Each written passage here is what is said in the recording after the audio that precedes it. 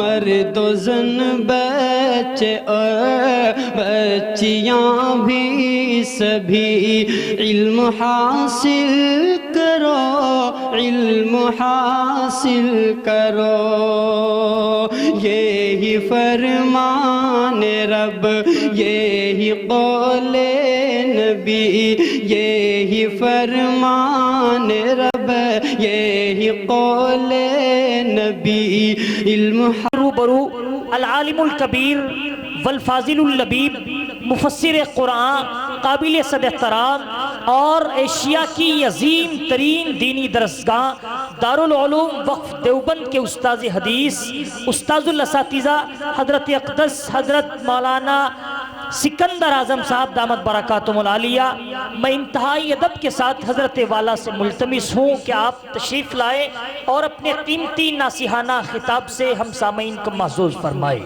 حضرت مولانا سکندر اعظم صاحب، استقبال کرتا ہوں کہ اللہ رے موصوف کی رنگین بیانی، ہر لفظ ہے گلدستہ گلزار معانی، ٹھہرے ہوئے لہجے میں ہے جمنا کی جوانی، الفاظ کی آمد کا یہ عالم ہے کہ جیسے ساون کے مہینے میں برستا ہوا پانی۔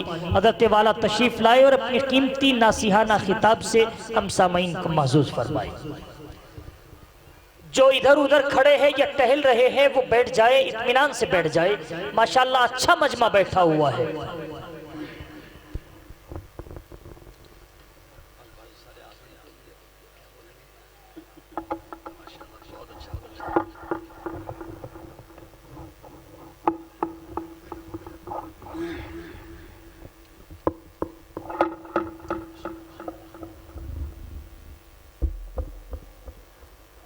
بسم اللہ الرحمن الرحیم، الحمد للہ نحمده ونستعینه ونستغفره ونعوذ باللہ من شرور انفسنا ومن سیئات اعمالنا، من يهده اللہ فلا مضل له ومن يضلله فلا هادی له، ونشهد ان لا الہ الا اللہ وحده لا شریک له، ونشهد ان سیدنا ومولانا محمدا عبده ورسوله۔ فاعوذ باللہ من الشیطان الرجیم، بسم اللہ الرحمن الرحیم، اقرأ باسم ربک الذی خلق، خلق الانسان من علق، اقرأ وربک الاکرم الذی علم بالقلم، علم الانسان ما لم يعلم۔ عن ابی ہریرہ رضی اللہ تعالی عنہ انہ قال قال رسول اللہ صلی اللہ علیہ وسلم من حافظ سنتی اکرمہ اللہ باربع خصال، المحبت فی قلوب البررہ، والحیبت فی قلوب الفجرہ، والسعۃ فی الرزق، والثقۃ فی الدین، او کما قال علیہ الصلاۃ والسلام۔ دروشی پڑھیں مرتبہ۔ اللہم صلی علی محمد وعلی آل محمد کما صلیت علی ابراہیم وعلی آل ابراہیم انکا حمید مجید۔ اللہم بارک علی محمد وعلی آل محمد کما بارکت علی ابراہیم وعلی آل ابراہیم انکا حمید مجید۔ صلی اللہ تعالی علی خیر خلقہ محمد وعلی آلہ واصحابہ واتباعہ واہل بیتہ اجمعین۔ گرامی قدر اہل علم حضرات، اسٹیج پر تشریف فرما علماء کرام، میری دینی بھائیوں، رب ذوالجلال نے اس کائنات کے اندر کم و بیش 18,000 قسم کی مخلوقات پیدا فرمائی ہے۔ ان 18,000 مخلوقات کے اندر سب سے افضل، سب سے اعلیٰ اور سب سے اشرف وہ انسان کو بنایا ہے، اور انسانوں کے اندر بھی سب سے اعلیٰ وہ ایمان والوں کو، اور ایمان والوں کے اندر بھی سب سے افضل وہ محمد الرسول اللہ صلی اللہ علیہ وسلم کے امتی کو بنایا ہے، آپ کی امت کو بنایا ہے۔ آپ کی امت کا مقام بقیہ تمام امم کے مقابلے میں سب سے اعلیٰ اور سب سے افضل ہے۔ کتابوں میں لکھا ہے کہ بڑے بڑے پیغمبروں نے یہ دعا کی اور تمنا کی تھی کہ ہمیں بھی یہ اللہ محمد الرسول اللہ صلی اللہ علیہ وسلم کی امت میں پیدا فرما دیتے۔ ہمارا اور آپ کا جو مقام ہے جو رتبہ ہے وہ رب ذوالجلال نے بہت بلند و بالا کیا ہے۔ آدم علیہ نبینا علیہ السلام سے لے کر سیدنا عیسیٰ علیہ نبینا علیہ السلام تک جتنے بھی پیغمبر تشریف لائے، ہر ایک نے نبی علیہ السلام کی دیدار کی تمنا کی ہے، آپ کی زیارت کی تمنا کی ہے۔ جس پیغمبر کی ہم امتی ہیں وہ پیغمبر سید الانبیاء ہے، افضل الانبیاء ہے، خاتم النبیین ہیں صلی اللہ علیہ وسلم۔ آپ آخری پیغمبر ہیں، آپ کے بعد کوئی نبی آنے والے نہیں۔ سرکار دو عالم صلی اللہ علیہ وسلم نے ایک بار ارشاد فرمایا کہ چند خصوصیات ایسی ہے جو میری امت کو اور مجھے دی گئی ہے، کسی اور کو نہیں دی گئی۔ ان میں سے ایک خصوصیت یہ ہے کہ اللہ رب العالمین نے اذان کسی بھی نبی کی امت میں نہیں تھی، یہ اذان صرف محمد الرسول اللہ صلی اللہ علیہ وسلم کی امت میں ہے۔ سابقہ نبیوں کے ہاں عبادت کا طریقہ الگ تھا، ہر جگہ نماز پڑھنے کی اجازت ان کو نہیں تھی، لیکن محمد صلی اللہ علیہ وسلم کی امت سفر میں ہو، حضر میں ہو، مسجد میں ہو یا گھر میں ہو، کہیں بھی جنگل میں ہو، نماز کا وقت ہو جائے، زمین پر کہیں پر بھی کسی جگہ بھی نماز پڑھ سکتا ہے، وہ سب نماز پڑھنے کی جگہ ہے، یہ کسی اور امت کے اندر نہیں۔ آپ علیہ السلام نے ارشاد فرمایا کہ سابقہ امتوں کے اندر پاکی کا طریقہ صرف پانی سے تھا، لیکن اس امت کی خصوصیات میں سے خصوصیت یہ ہے کہ اگر پانی میسر نہ ہو تو تیمم کر کے آدمی پاکی حاصل کر سکتا ہے۔ رسول اللہ صلی اللہ علیہ وسلم نے ارشاد فرمایا ایمان کے ذریعہ جو رعب، جو دبدبہ وہ مجھے اور میری امت کو عطا کیا گیا ہے، وہ کسی اور نبی اور نبی کے پیغمبر کو نہیں دیا گیا ہے۔ اللہ رب العالمین نے ایمان کے اندر جو تاثیر رکھی ہے، ایمان کے اندر جو رعب اور دبدبہ رکھا ہے، وہ کسی نبی اور ان کی امت کے اندر نہیں رکھا ایسا۔ اللہ رب العالمین نے آپ علیہ السلام کو کئی خصوصیات سے نوازا ہے۔ رسول اللہ صلی اللہ علیہ وسلم سے تقریباً 1000 سال پہلے، بلکہ 800 سال یا 850 سال پہلے کی بات ہے، ایک نبی گزرے ہیں جن کا نام دانیال علیہ السلام ہے۔ یہ دانیال علیہ السلام یہ بنی اسرائیل کے پیغمبر اور نبی گزرے ہیں۔ ہر پیغمبر نے قربانیاں دی ہے، انہوں نے بھی قربانیاں دی ہیں۔ ابراہیم علیہ السلام کے 2 صاحبزادے ہوئے، ایک کا نام اسحاق علیہ السلام اور ایک کا نام اسماعیل علیہ السلام۔ اسماعیل علیہ السلام کے تقریباً 40 پشتوں کے بعد محمد الرسول اللہ صلی اللہ علیہ وسلم دنیا میں تشریف لائے ہیں۔ اس بیچ میں کوئی پیغمبر، کوئی نبی نہیں، کوئی ہادی اور رہبر نہیں۔ اور ابراہیم علیہ السلام کے دوسرے بیٹے اسحاق علیہ السلام وہ نبی ہیں، پیغمبر ہیں۔ ان کے بیٹے یعقوب علیہ السلام وہ بھی نبی ہیں، اور پھر ان کے بیٹے یوسف علیہ السلام، اور پھر بنی اسرائیل کی ہزاروں انبیاء دنیا میں تشریف لائے، انہی میں سے دانیال علیہ السلام ہیں۔ تاریخ میں لکھا ہے کہ دانیال علیہ السلام یہ انجیل سے پہلے کے ہیں، اس لیے کہ انجیل عیسیٰ علیہ نبینا علیہ السلام اور ہمارے پیغمبر محمد الرسول اللہ صلی اللہ علیہ وسلم کے درمیان کا جو فاصلہ ہے وہ تقریباً 570-72 سال کا فاصلہ ہے۔ یہ انجیل سے پہلے نبی گزرے ہیں، انہوں نے اپنے زمانے کے اندر حق کا بول بالا کیا۔ قرآن کریم کے شروع کے 10 سپاروں کے اندر اللہ رب العالمین نے یہودیوں سے متعلق باتیں بتلائی ہیں، ان کے اندر کیا عیب ہیں، کیا کمیاں ہیں، اور کیسا ان میں فساد ہیں، وہ سارا گنوایا ہے۔ یہودیوں نے اپنے نبیوں کو قتل کیا ہے، ہزاروں نبیوں کو شہید کیا ہے، اس لیے در در کی ٹھوکریں کھاتے ہیں، کبھی بھی یہودیوں کو سکون میسر نہیں آ سکتا ہے، دل کا قرار اور سکون کبھی یہودی کو مل ہی نہیں سکتا ہے۔ رسول اللہ صلی اللہ علیہ وسلم نے ارشاد فرمایا ہے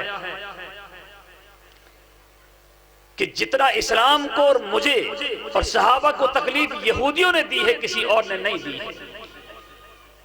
آپ کو اذیت جتنی ان سے پہنچی ہے کسی اور سے نہیں پہنچی ہیں. آخرکار وہ مدینہ المنورہ سے بھی نکالے گئے. اگر ٹائم رہا تو میں ان کی تاریخ عرض کروں گا بیچ میں. دانیال علیہ السلام نے حق کا بول بالا کیا. لوگوں نے بنی اسرائیل کی قوم نے جو نافرمان قوم تھی انہوں نے جیل خانے میں ڈال دیا. جیل خانے میں زمانہ گزرتا گیا, آخری وقت آ گیا. اللہ رب العالمین سے اس موقع پر تڑپ کر کے دعا مانگی ہیں, پروردگار عالم میں نے تورات کا مطالعہ کیا ہے, میں نے زبور کو دیکھا ہے, صحیفے پڑھے ہیں میں نے. ہر نبی نے آخری نبی محمد الرسول اللہ صلی اللہ علیہ وسلم کی دیدار کی تمنا کی ہیں, آپ کی زیارت کی تمنا کی ہیں, لیکن میری تمنا بھی یہ پوری ہوتی ہوئی نظر نہیں آ رہی ہے. میرا تو آخری وقت آ چکا ہے اور محمد الرسول اللہ صلی اللہ علیہ وسلم کب دنیا میں تشریف لائیں گے, یہ حسرت میں اپنے ساتھ لے کے جا رہا ہوں. دو گانا نماز پڑھ کر کے رو کر کے اور تڑپ کر جو دعا مانگی ہیں, اس دعا کے اندر چند الفاظ جو انہوں نے بیان کیے کہ اللہ اس آخری نبی کو تو میں نہیں دیکھ سکا, میری ملاقات اور زیارت نہیں ہو سکی, لیکن اس آخری نبی کی دیدار کرنے والے, اس آخری نبی کو دیکھنے والے آپ کے صحابہ کے ہاتھوں کم سے کم میری تدفین ہو جائے, میرا کفن دفن ان کے ہاتھوں سے ہو جائے, میرے لیے یہی سعادت ہے اور یہی میرے لیے معراج ہے. اللہ رب العالمین نے وہ دعا قبول فرما لی, دنیا سے پردہ فرما لیا, انتقال ہو گیا.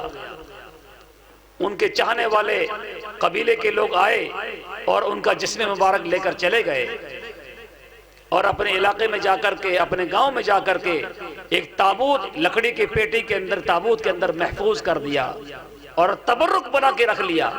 وقتاً فوقتاً زیارت کرتے تھے وہ. زمانہ گزرتا گیا, 1 صدی گزری, 2 صدی گزری, 3 صدی گزری, 800 سال گزر گئے. وہ تابوت اس قبیلے کے اندر کسی نہ کسی کے پاس منتقل ہوتا رہا اور ہر ایک کو راز میں رکھتے رہے, کسی کو بتاتے نہیں تھے وہ. ادھر رسول اللہ صلی اللہ علیہ وسلم مکہ المکرمہ سے مدینہ شریف تشریف لے گئے, ہجرت کر کے اللہ کے حکم سے. اور آپ نے کسی مجلس میں ارشاد فرمایا, میرے صحابہ مجھے وحی کے ذریعے یہ معلوم ہوا ہے, اللہ نے مجھے اطلاع دی ہے کہ ایک نبی جن کا نام دانیال علیہ السلام ہے, انہوں نے اس طرح کی دعا مانگی آخر میں, اور ان کا انتقال ایک جیل خانے میں ہوا ہے. ان کی قوم نے ان کو ستایا ہے, پریشان کیا ہے, جیل خانے میں ڈالا ہے اور ایسی ایسی قربانیاں دی ہیں, اور ان کی تدفین آج تک نہیں ہوئی ہے. اللہ نے ان کی دعا قبول فرمائی ہے. میرے صحابہ, آپ لوگوں میں سے کسی کا گزر ملک شام کی بستیوں سے اگر ہو تو ان کی تدفین کر دینا, ان کو کفن دفن کر دینا. یہ مسئلہ آپ کو حل کرنا ہے. جو صحابہ موجود تھے چند نے سوال کیا, یا رسول اللہ صلی اللہ علیہ وسلم ان بستی کا نام کیا ہے, ان کا مکمل پتہ اور ایڈریس کیا ہے؟ رسول اللہ صلی اللہ علیہ وسلم نے ارشاد فرمایا, ملک شام کے اندر کسی بستی میں ہیں, مجھے اتنا ہی معلوم ہوا ہے جتنا میں نے آپ کو بتلا دیا ہے. اور پھر فرمایا کہ ہر ایک کا پہنچنا بہت مشکل ہے, ہر کس نہ کس کو معلوم نہیں ہے, ہر ایک کو اطلاع اس کی نہیں ہے, لیکن کوئی نہ کوئی پہنچے گا. اللہ نے ان کی دعا قبول فرمائی ہے. میرے صحابہ, آپ لوگوں میں سے کوئی سفر کرے تو ضرور معلومات کرنا, اور کوئی رہبری کرے تو رہبری کرنے والے کو یہ میری بشارت سنا دینا, کل قیامت کے دن حشر کے میدان میں اس کی سفارش کروں گا اور وہ جنت میں داخل ہوں گے. اس رہبری کرنے والے کو بتا دینا. آپ نے اتنی عظیم, اتنی بڑی بشارت سنا دی رہبری کرنے والے کی. زمانہ گزرتا گیا, رسول اللہ صلی اللہ علیہ وسلم نے دنیا سے پردہ فرما لیا. خلفائے راشدین کا زمانہ آیا. 2-3 صحابی ملک شام کا سفر کر رہے ہیں اپنے کسی کام سے. صحابہ تو جہاں کا سفر کرتے تھے ان کا اٹھنا بیٹھنا تبلیغ ہوتا تھا, ان کا بولنا تبلیغ, ان کے معاملات تبلیغ, ان کا لین دین تبلیغ, ان کا لباس، ہر عمل ان کا ایسا ہوتا تھا کہ لوگ ان کو ہاتھوں ہاتھ پھر قبول کرتے تھے۔ صحابہ اور تابعین اور متقدمین علماء کا یہ طرز تھا، سفر چاہے وہ تجارت کی لائن کا ہو، کسی اور مقصد سے ہو، لیکن جدھر سے نکلتے تھے ہدایت عام ہوتی چلی جاتی تھی۔ ان کو دیکھ کر کے، ان کے ساتھ معاملات کر کے لوگ اسلام کو قبول کرتے تھے۔ تاریخ میں لکھا ہے کہ وہ صحابہ سفر کر رہے، 2-3 ہیں، ان کے ساتھ میں ایک اور آدمی ہو گئے، وہ یہودی تھے، عربی کا بڑا فاضل آدمی، پڑھا لکھا آدمی۔ ملاقات ہوئی، سفر ساتھ میں کرتا گیا، مسافر 3 سے 4 ہو گئے۔ صحابہ نے اپنا تعارف کرایا کہ ہم مدینہ شریف کے رہنے والے ہیں، ہم محمد الرسول اللہ صلی اللہ علیہ وسلم کی تابع اور فرما بردار ہیں، وقتاً فوقتاً نمازیں پڑھتے رہے، قرآن کریم کی آیتیں سناتے رہے، جنت اور جہنم کا تذکرہ کرتے رہے، اپنے اعمال اور اپنے کردار کے ذریعہ، اپنے اخلاق کریمانہ کے ذریعہ وہ تبلیغ کرتے رہے۔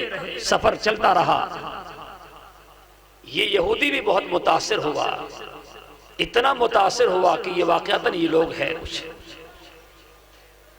متاثر ہو کر کہنے لگا کہ میں بھی ایک نبی کو مانتا ہوں جس نبی کا نام دانیال علیہ السلام ہے۔ بس یہ نام سننا تھا، وہ صحابہ ایک دم چونک گئے کہ دانیال علیہ السلام کو آپ مانتے ہیں؟ ان کی تو آج تک تدفین نہیں ہوئی ہے، ان کا انتقال اس طرح ہوا ہے، انہوں نے ایسی قربانیاں دی ہیں، وہ ایک تابوت کے اندر محفوظ ہیں، اور فلاں جو پیشن گویا تھی وہ تمام بتلا دی۔ یہ ہکا بکا رہ گیا کہ یہ کیسے معلوم؟ یہ تو قبیلے کے چند افراد کو معلوم ہے، ہر کسی کو معلوم نہیں، ان کو کیسے معلوم ہوا ہے؟ صحابہ نے کہا کہ ہمیں محمد الرسول اللہ صلی اللہ علیہ وسلم نے ایک مجلس میں ارشاد فرمایا تھا، ہم کئی صحابہ موجود تھے، ہماری ان کانوں سے سنا، ہم نے کانوں سے سنا ہے، محفوظ کیا ہے، وہ بات یاد آ گئی ہے۔ صحابہ نے کہا ایک اور اس سے بڑی بات ہے، اگر آپ ہمیں وہاں تک پہنچا دیں، اس پیغمبر نے یہ دعا مانگی، اللہ نے ان کی دعا قبول فرمائی ہے، ہو سکتا ہمارے ہاتھوں یہ ان کا کفن، ان کا دفن ہو جائے، تدفین ہو جائے۔ اور پھر فرمایا اگر آپ پہنچا دیں، رہبری کر دیں، تو ہم نے ان کانوں سے محمد الرسول اللہ صلی اللہ علیہ وسلم سے اتنی عظیم بشارت سن رکھی ہے، رہبری کرنے والے کے لیے آپ سفارش فرمائیں گے اور سیدھا جنت میں جائیں گے۔ چنانچہ اس نے کچھ دیر تھوڑا انتظار کیا، گردن جھکائی، سوچتا رہا بتاؤں نہ بتاؤں، قبیلے کا اپنا معاہدہ ہے کہ ہر کسی کو بتانا نہیں ہے، لیکن اس کو یقین ہو گیا کہ سچے پیغمبر کے یہ عاشق ہیں اور یہ واقعتاً صحابہ ہیں، یہ جھوٹ نہیں بول سکتے ہیں، ان کی شکلیں جھوٹی ہو نہیں سکتی ہیں، ان کے چہرے بتلا رہے ہیں، نورانی شکلیں بتلا رہی ہے کہ ایمان والے ہیں اور سچے ہیں، یہ غلط بات اور جھوٹی بات نہیں بول سکتے ہیں۔ اس کو یقین آ گیا، اس نے کہا کہ میں رہبری کرتا ہوں، مجھے معلوم ہے میرے قبیلے میں ہیں۔ سفر کیا، ملک شام پہنچے، تاریخ میں اس بستی کا نام لکھا ہے ادنا، الف دال نون اور یا اور کھڑا زبر، ادنا۔ اس ادنا بستی میں جا کر کے تابوت کھول کر دیکھا، رات کے اندر بالکل روشن ہو گیا کمرہ، اور ایسی خوشبو کہ پورا علاقہ معطر ہو گیا اس تابوت کو کھولنے کے بعد، اور ایسا نورانی چہرہ، اور نورانی چہرہ کیوں نہ ہو، پیغمبر کا چہرہ ہے، وہ نبی کا چہرہ ہے۔ صحابہ نے دیدار کیا، کپڑے کے اندر لپٹے ہوئے ہیں، ایسا لگ رہا کہ ابھی آرام فرما رہے ہیں، کوئی رنگ تو بدل نہیں ذرہ برابر بھی، صرف داڑھی کے 2-4 بال جھڑ کر کے سینے پر گرے ہوئے تھے، اس سے زائد کوئی تبدیلی نہیں تھی۔ راتوں رات کفن دیا، تدفین کر دی، اور صبح وہاں سے نکل گئے۔ عرض کرنے کا منشا یہ ہے کہ بڑے بڑے پیغمبروں نے تمنا کی ہے کہ ہمیں محمد الرسول اللہ صلی اللہ علیہ وسلم کی زیارت ہوتی، آپ کی امت میں ہم پیدا کی جاتے تو کتنا اچھا ہوتا، اس امت کا مقام کتنا اونچا ہوگا جو سید الانبیاء ہے، جن کی امت میں افراد ہوں گے کیسے ہوں گے وہ۔ اللہ رب العالمین نے ہمیں بغیر مانگے محمد الرسول اللہ صلی اللہ علیہ وسلم کی امت میں پیدا فرمایا ہے، یہ ہمارے لیے کتنی نصیب کی بات ہے، ہم خوش نصیب ہیں، جتنا اس پر ہم ناز کریں کم ہیں، اللہ کا شکر ادا کریں کم ہیں۔ لیکن اتنی ہی بڑی ذمہ داری ہماری ساتھ میں لگی ہوئی ہے۔ رسول اللہ صلی اللہ علیہ وسلم نے ارشاد فرمایا ہے، من حافظ سنتی اکرمہ اللہ باربع خصال، میرے صحابہ جو میری سنتوں پر عمل کرے گا، میری شریعت پر چلے گا، اللہ رب العالمین اس کو 4 بڑی نعمتوں سے نوازیں گے۔ سنتوں پر عمل کرنے سے، شریعت پر چلنے کی وجہ سے 4 بڑی نعمتوں سے نوازا جائے گا۔ وہ 4 نعمتیں کیا ہیں وہ آپ محفوظ کریں، اپنے بچوں کو بتلائیں، گھر میں بتلائیں۔ ویسے ہماری مساجد کے اندر فضائل اعمال کی منتخب احادیث کی تعلیم ہوتی ہے، دھیان سے سننا چاہیے، بڑے اہتمام کے ساتھ سننا چاہیے، اس نیت کے ساتھ سننا چاہیے کہ حدیث شریف جو پڑھی جا رہی ہے، اے اللہ مجھے بھی عمل کی توفیق عطا فرما اور حدیث شریف مجھے یاد رہے اور میں اپنے گھر میں جا کر بتلاؤں۔ محمد الرسول اللہ صلی اللہ علیہ وسلم نے ارشاد فرمایا، جو شخص میری سنتوں کی اطاعت کرے گا اللہ رب العالمین اس کو 4 بڑی نعمتوں سے نوازیں گے۔ نمبر 1، المحبت فی قلوب البررہ، سنتوں پر عمل کرنے کی وجہ سے دنیا کے اندر جو لوگ متقی اور پرہیزگار ہیں، اولیاء اللہ ہیں، اللہ کے نیک بندے ہیں، ان کے دلوں کے اندر محبت ڈال دی جائے گی، اللہ والے اس سے محبت کریں گے۔ یہ بہت بڑی نعمت ہے۔ بعض اللہ کے نیک بندے تو ایسے ہوتے ہیں کہ لو اقسمہ اللہ لا برہ اللہ، اگر زبان سے کوئی بات نکل جاتی ہے اللہ رب العالمین اس کی بات کو ٹالتے نہیں ہیں، ان کی بات کو پورا فرما دیتے ہیں۔ آپ نے ارشاد فرمایا والہیبۃ فی قلوب الفجرہ، سنتوں پر شریعت پر عمل کرنے کی وجہ سے اللہ رب العالمین دنیا کے اندر جو لوگ فاسق اور فاجر، ظالم اور بدمعاش قسم کے لوگ ہیں، ان کے دلوں کے اندر رعب اور دبدبہ اور ہیبت ڈال دیں گے۔ بظاہر ان سنت پر عمل کرنے والوں کے پاس کچھ بھی نہیں ہے، لیکن لوگ مرعوب ہوں گے، جو آپ نے ارشاد فرمایا ہے کہ مجھے اور میری امت کو ایمانی رعب کے ذریعہ سرفراز کیا گیا ہے۔ یہ کسی پیغمبر کی امت کو یہ ایمانی رعب اور دبدبہ نہیں دیا گیا ہے۔ ایران کے بادشاہ نے کسی موقع پر اس خطرے میں آ کر کے کہ عمر فاروق رضی اللہ عنہ خلیفۃ المسلمین ہیں اور جدھر نکلتے ہیں فتوحات کے دروازے کھلتے ہیں، کئی بڑے بڑے ممالک ان کے دور کے اندر فتح ہوئے ہیں اور وہاں اسلام کا بول بالا ہوا ہے۔ یہ فلسطین کے اندر جو بیت المقدس ہیں، عمر فاروق رضی اللہ عنہ اپنے غلام کے ساتھ نکلے ہیں۔ وہاں جو صحابہ اور تابعین پہنچے تھے انہوں نے خط لکھا ہے کہ یہاں پر پادری، یہاں کے بڑے بڑے یہودی، یہاں کے بڑے بڑے راہب اندر بیٹھے ہوئے ہیں اور وہ حجت بازی کر رہے ہیں اور وہ کہتے ہیں اگر آپ حق پر ہیں تو آپ نے خلیفۃ المسلمین کو آپ بلا لیں اور ہم ان کو دیکھیں گے، پرکھیں گے اور اس کے بعد ان کے ساتھ معاملہ کریں گے۔ خط پہنچنے کے بعد عمر رضی اللہ عنہ خود نکلے ہیں اور جب قریب آ گیا ہے، اپنی اور غلام کی باری تھی کہ اتنے منزل آپ چلیں گے، اتنے منزل میں سوار ہو کر چلوں گا۔ جب قریب پہنچے ہیں تو باری غلام کی آ گئی سوار ہونے کی۔ غلام نے فرمایا کہ حضرت آپ سوار ہو جائیے، قریب آ چکا ہے معاملہ، لوگ دیکھنے والے آپ قریب سے دیکھ رہے ہیں اور آپ لباس پہن لیجئے۔ شاہی لباس پہنا، اتار دیا، فرمایا کہ مجھے یہ اس میں بے قراری ہے، سکون نہیں اس کے اندر، میرا وہی پرانا لباس دیجیے۔ پرانے لباس پہنا ہے اور فرما کہ نہیں، یہ ہرگز نہیں ہو سکتا ہے، یہ خلاف انصاف ہے۔ جب ہم نے طے کر لیا ہے تو نمبر آپ کا ہے تو آپ سوار ہوں گے، میں نکیل پکڑ کر چلوں گا۔ راہبوں نے بیت المقدس کی چھت پر اپنی کتابیں کھول لی، ادھر کتاب کا مطالعہ کرتے ہیں، ادھر ان کی ذات گرامی کو دیکھتے ہیں۔ قریب آئے ہیں، چابیاں لا کر سپرد کر دی ہیں۔ ان کی کتابوں میں لکھا ہوا تھا کہ عمر رضی اللہ عنہ تشریف لائیں، ان سے مزاحمت نہ کرنا ورنہ بربادی ہو جائے گی، تباہی آ جائے گی۔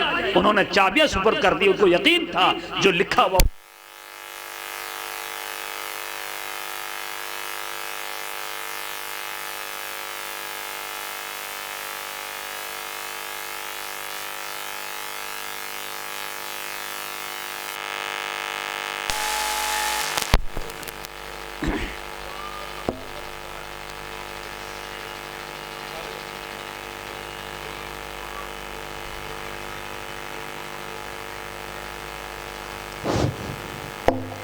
عمر رضی اللہ عنہ بڑے جلالی صحابی ہیں، خلیفۃ المسلمین ہیں۔ میں عرض کر رہا تھا کہ ایران کو جب پتا چلا کہ جدھر نکلتے ہیں ادھر فتوحات کے دروازے کھلتے ہیں، ان سے مقابلہ کرنے کو تیار نہیں ہوتا ہے، انہوں نے اپنے زمانے کے ایک بہت بڑے پہلوان کو ہدیہ، تحفہ اور قیمتی چیزیں دے کر بھیجا ہے تاکہ ہماری طرف وہ نظر نہ کریں۔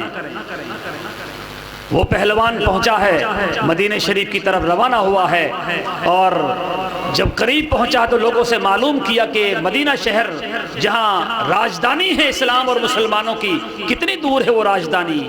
لوگوں نے کہا قریب ہے، وہ مکان نظر آ رہے ہیں۔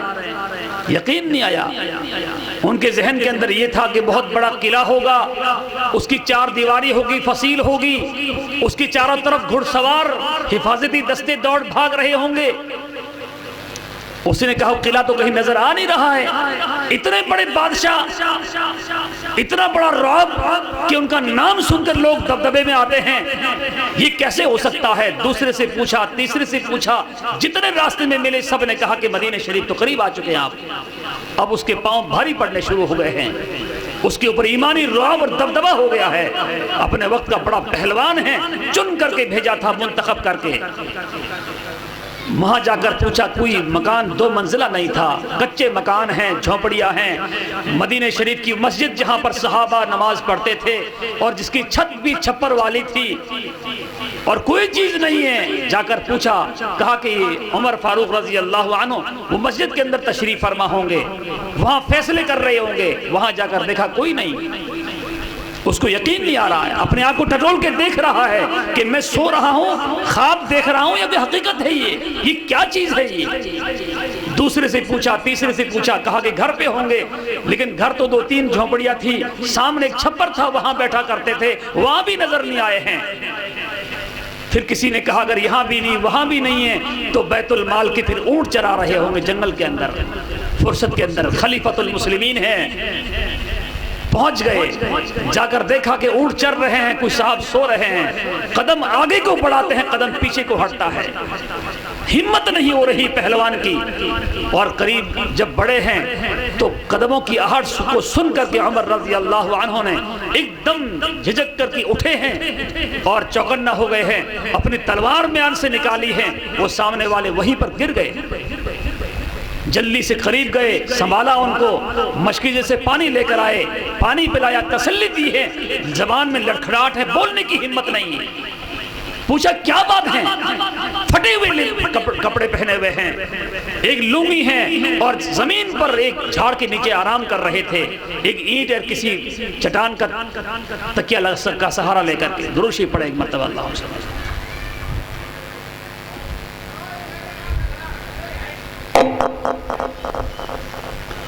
عمر رضی اللہ عنہ نے خیر میں عرض یہ کر رہا تھا کہ اللہ رب العالمین نے ایمان والوں کو بہت کچھ نوازا ہے، بہت کچھ نوازا ہے، یہ ایمان بہت بڑی نعمت ہے۔ رسول اللہ صلی اللہ علیہ وسلم نے ارشاد فرمایا ہے وَالْحَيْبَةُ فِي قُلُوبِ الْفَجَرَةِ، سنتوں پر شریعت پر عمل کرو گے، اللہ رب العالمین دنیا کے اندر جو لوگ فاسق اور فاجر، ظالم اور بدمعاش قسم کے لوگ ہیں، ان کے دلوں کے اندر رعب اور دبدبہ ڈال دیں گے، لوگ مرعوب ہوں گے۔ پھر آپ نے ارشاد فرمایا وَالسِّعَةُ فِي الرِّزْقِ، سنتوں پر شریعت پر عمل کرنے کی وجہ سے اللہ رب العالمین رزق اور روزی کے اندر ایسی وسعت پیدا فرمائیں گے، ایسی کشادگی پیدا فرمائیں گے کہ دنیا کے سارے کام آسانی کے ساتھ اور عزت کے ساتھ پورے ہوتے چلے جائیں گے، کبھی بھی ذلت کا سامنا نہیں کرنا پڑے گا۔ اور پھر چوتھی نعمت وَالثِّقَةُ فِي الدِّينِ او کما قال علیہ الصلوۃ والسلام، اللہ رب العالمین دین کے اندر پختگی عطا فرمائیں گے سنتوں پر عمل کرنے سے۔ حالات چاہے کیسی بھی آئیں، بعض مرتبہ گھریلو حالات ہوتے ہیں، کاروباری حالات ہوتے ہیں، انسان ایمان سے بہت دور ہو جاتا ہے۔ حالات اندر کے ہو یا باہر کے ہو، کیسے بھی ہوں، لیکن ثابت قدمی نصیب فرمائیں گے اللہ رب العالمین۔ اور ایمان پر خاتمہ ہو جائے فقد فاز فوزا عظیما۔ ایمان بہت بڑی نعمت ہے۔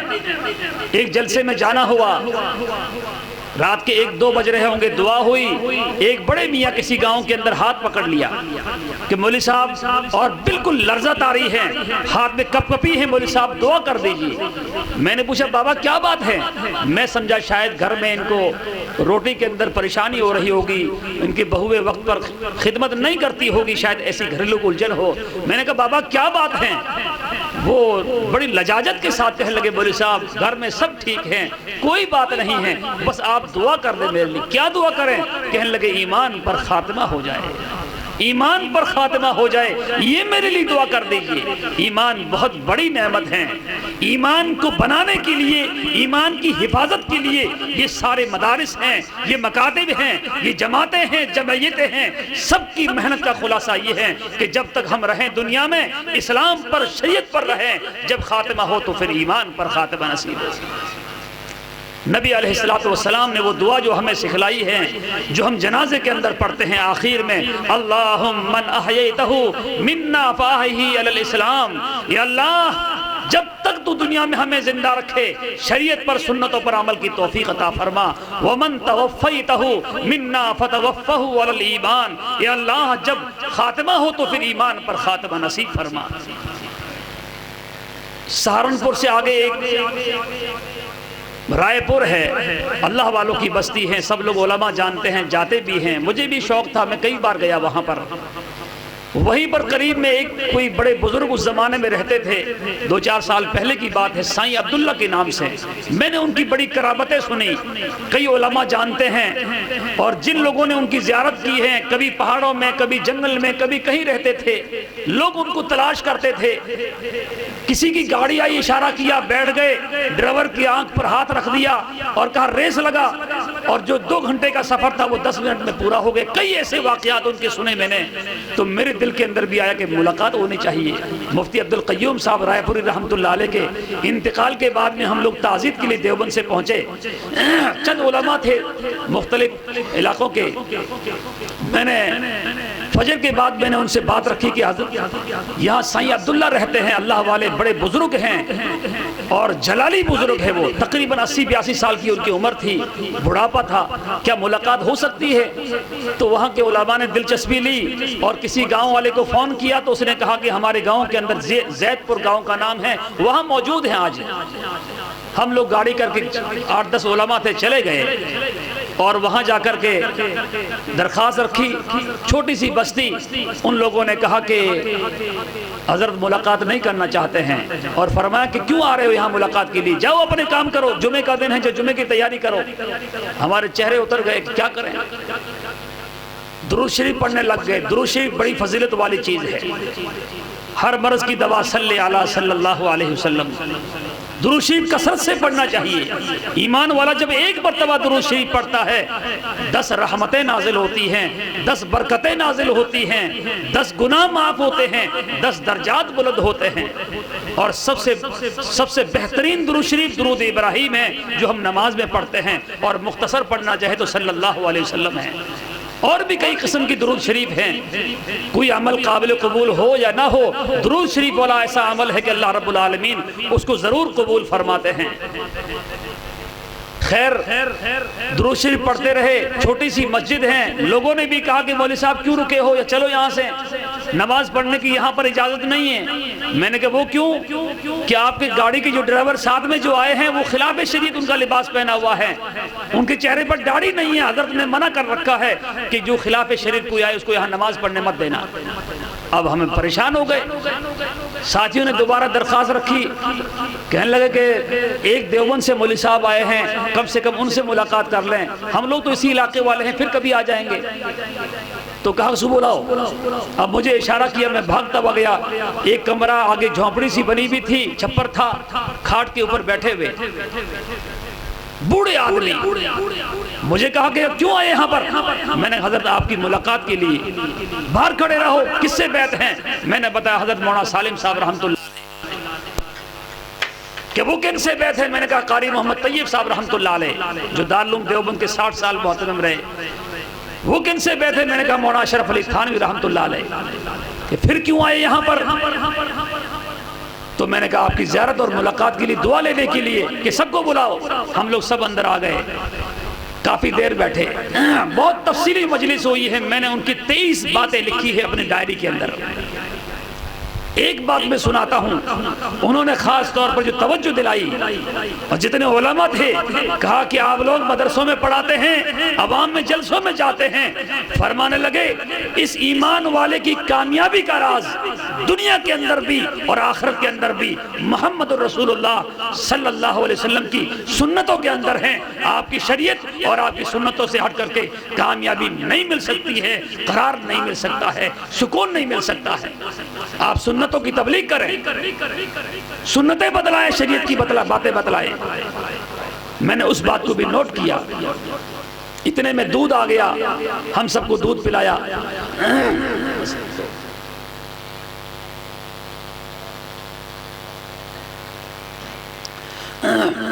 کہا کہ برتن کو چاٹو اچھی طرح سے۔ ہم نے پیالیا دودھ جو پیا اس کو بھی چاٹا اچھی طرح سے۔ کہنے لگے میں نے کیوں کہا معلوم ہے؟ ایمان والا جب کھانا کھاتا ہے اس کھانے کے اندر ایک لقمہ یا چند دانے ہوتے ہیں، وہی رحمت والے، وہی برکت والے ہوتے ہیں، انسان اسی کو چھوڑ دیتا ہے، یا تو دسترخوان نہیں بچھاتا ہے یا اتنا سا بچ جاتا ہے، چھوڑ دیتا ہے، میرا من نہیں کر رہا ہے، پیٹ بھر گیا ہے۔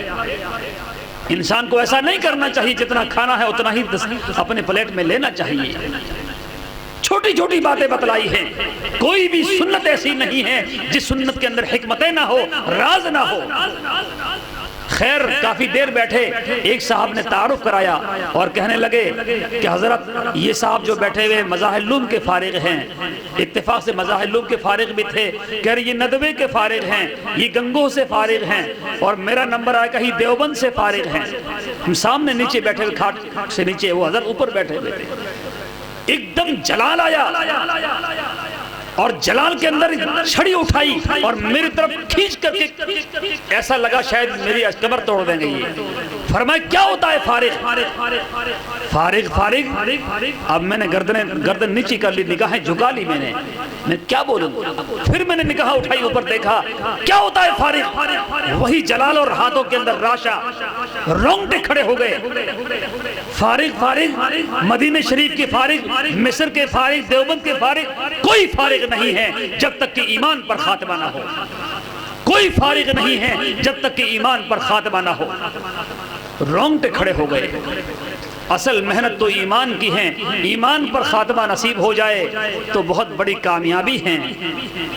محمد الرسول اللہ صلی اللہ علیہ وسلم نے آخری حج میں ارشاد فرمایا تھا، میرے صحابہ بلغوا عنی ولو آیا۔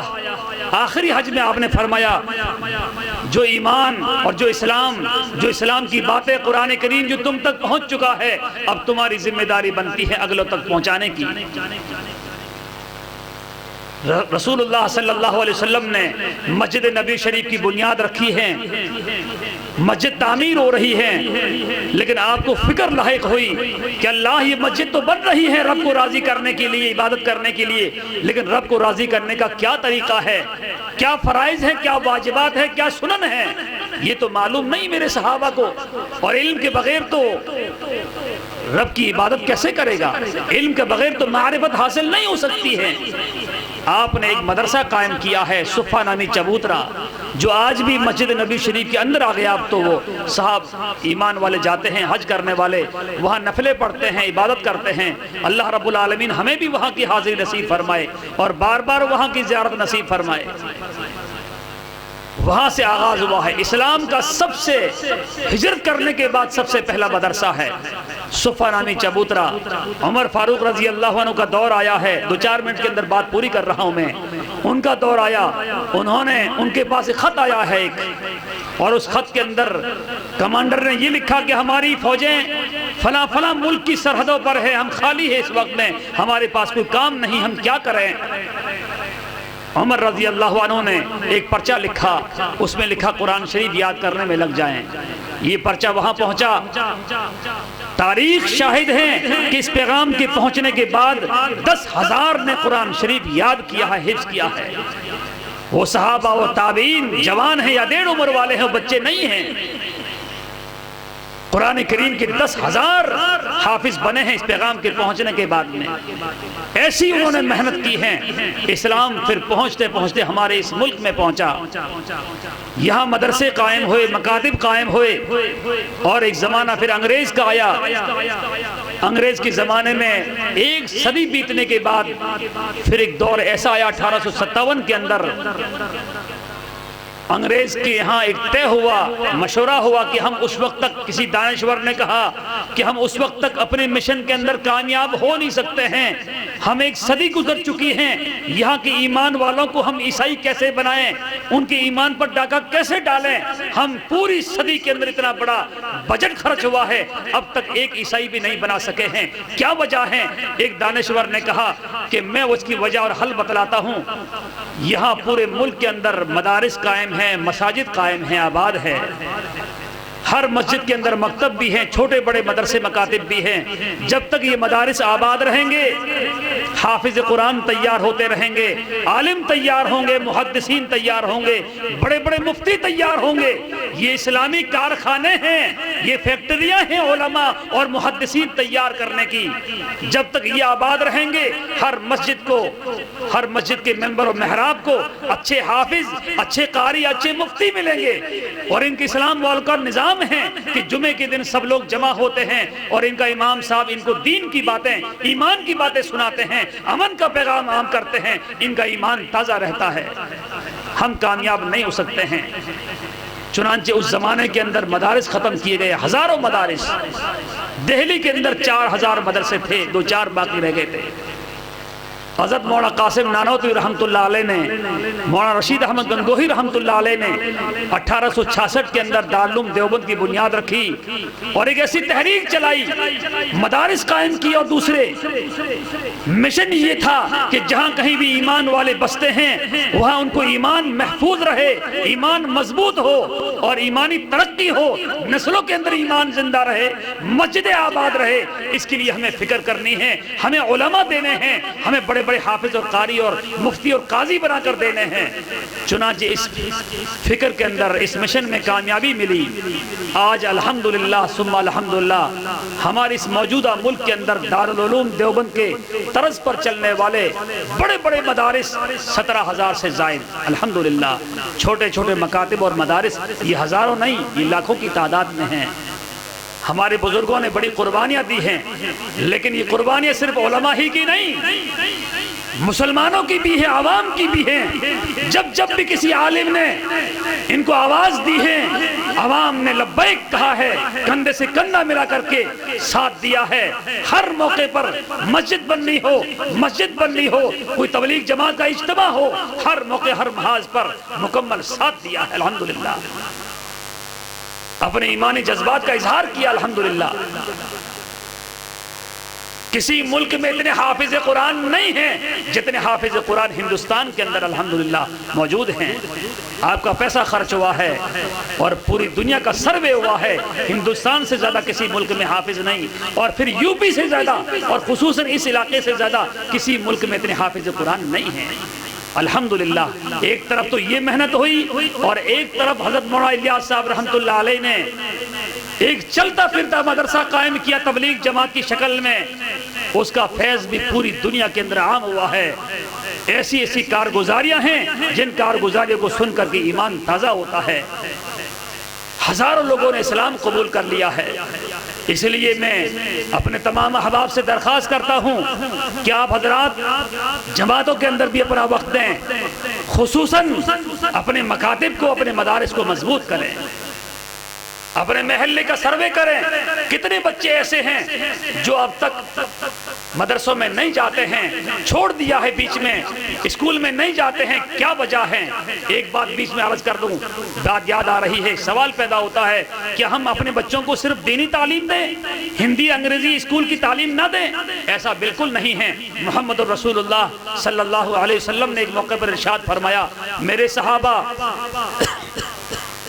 کمزور ایمان والے کے مقابلے میں طاقتور ایمان والا زیادہ بہتر ہے.